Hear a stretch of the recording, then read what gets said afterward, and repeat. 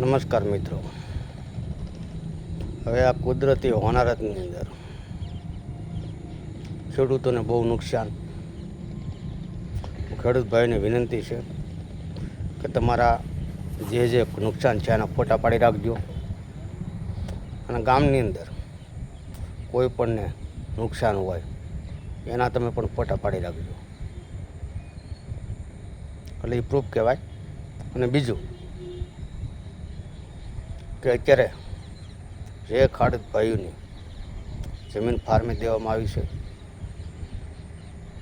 જે ફાર્મે વાવે છે, તો સહાય જે ખેડૂતો એને નામે જાય તો દઈ આવે, તો જે ફાર્મે રાખનારા છે એને દેજો ભાઈ.